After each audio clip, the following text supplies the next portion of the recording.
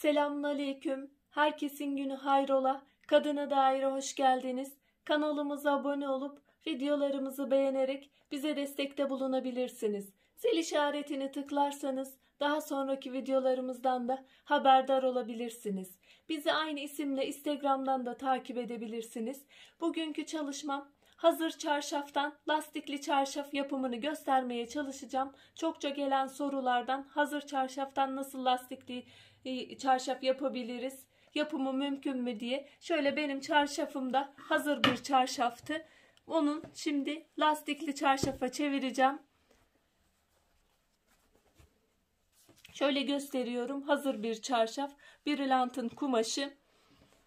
Ölçüleriyle devam ediyorum. Benim yapacağım çarşafın yatak ölçüsü boy olarak 2 metre, en olarak ise 1 metre 60 santim. Bizim alacağımız kumaş ölçüsü ise burada boya 30+30 kulak payı ekleyeceğiz. Ene de 30+30 tekrar kulak payı ekleyeceğiz. Benim yatak ölçüme göre alacağım kumaş 2 metre 60 santim boy olarak, 2 metre 20 santimde en olarak kumaşa ihtiyacım var. Ben burada normalde çift kişilik hazır bir çarşafı lastikli çarşafa çevireceğim. Çift kişiliklerde genellikle ölçüler 2.60'a 2.40 oluyor. Benim burada 20 santim fazlalığım var. Ben şimdi o 20 santimi çıkaracağım. Şöyle çarşafımı açtım. 2.60'lık bölümünü direkt 2.60 olarak bırakıyorum. 2.40'lık bölümünü 20 santimini çıkaracağım. Bu hazır bir çarşaf olduğu için bütün kenarları dikişli. Burada dikiş payı da 220 santim olarak aldım. 1,5 santimde dikiş payı olarak bıraktım.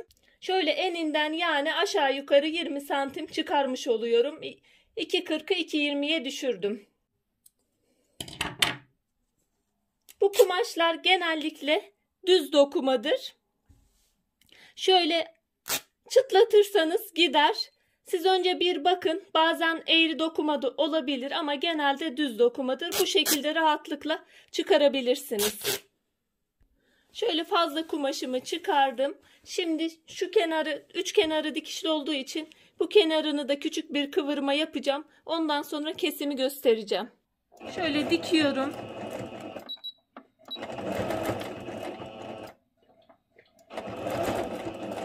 Şöyle açık kenarımı da diktikten sonra şimdi kesime geçiyoruz.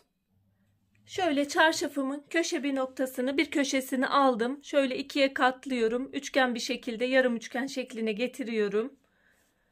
Güzel bir şekilde katlarsam sorunsuz bir şekilde köşe yapabiliriz. Şöyle güzel bir şekilde katladım.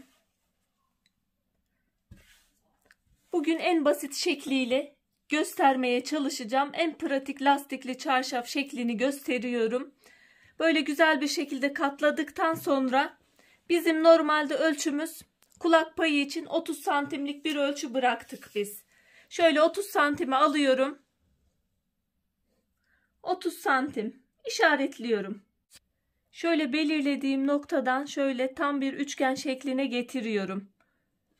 Şu kısmı güzel bir şekilde üst üste direkt getirirsek köşemiz hallolmuş, bitmiş demektir.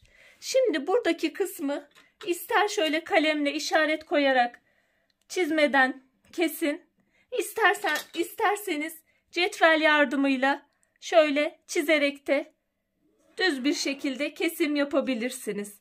Bizim şuradan şöyle 1 santim dikiş payı bırakarak şöyle onu da çiziyorum, daha net belli olsun.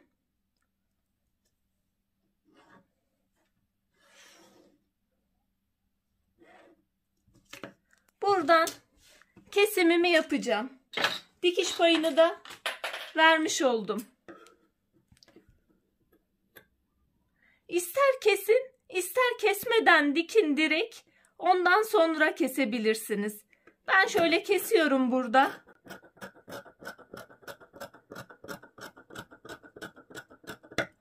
Benim dikeceğim ölçü burası. Dikiş yerim burası. Burada fazlalık overlock bölümüm.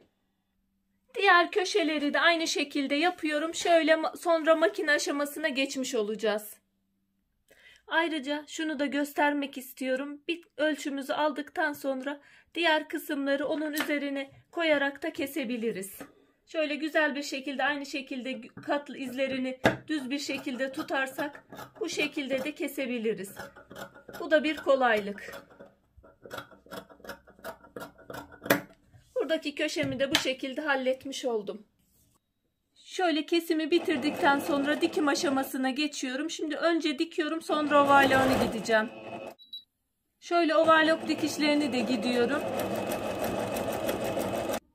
Şöyle köşe dikimlerimi bitirdikten sonra şimdi lastik geçirmeye sıra geliyor.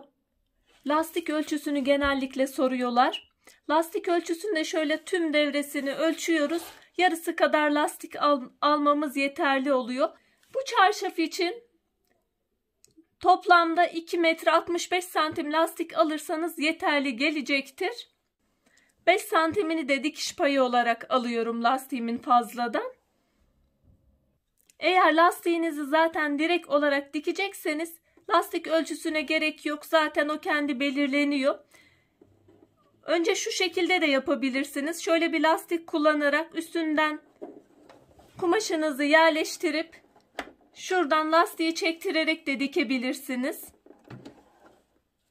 Bu kalınlıkta lastik de kullanabilirsiniz. Bu kalınlıkta lastik de kullanabilirsiniz. Aynı şekilde üstüne kumaşınızı yerleştirerek direkt dikebilirsiniz lastiği çektirerek. Ben kanal yaparak genellikle dikiyorum. Şöyle önce bir dikeceğim, sonra içinden lastiği geçireceğim.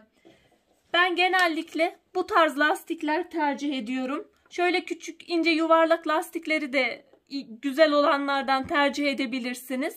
O yüzden benim için bu daha uygun. Şöyle bir tünel yapıyorum. İçinden lastiğimi direkt geçireceğim.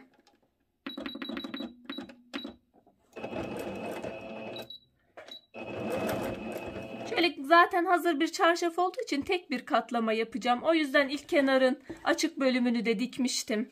Hepsi bir ayar olması için. Dikiyorum böyle. Lastik geçirmek için küçük bir kısım bırakacağım yalnızca. Şöyle lastiği geçirmek için küçük bir kısım bıraktım. Oradan lastiği geçireceğim.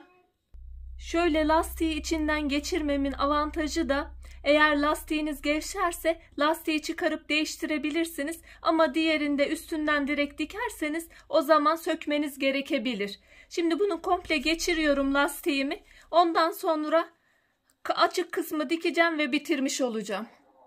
Lastiğimi geçirdim, boşluğumu diktim. Şöyle çarşafımı bitirmiş oldum. Umarım faydalı bir çalışma olmuştur. Şimdiden yapmak isteyen, denemek isteyen arkadaşlara kolaylıklar diliyorum. Allah'a emanet olun. Hoşça kalın, sağlıcakla kalın.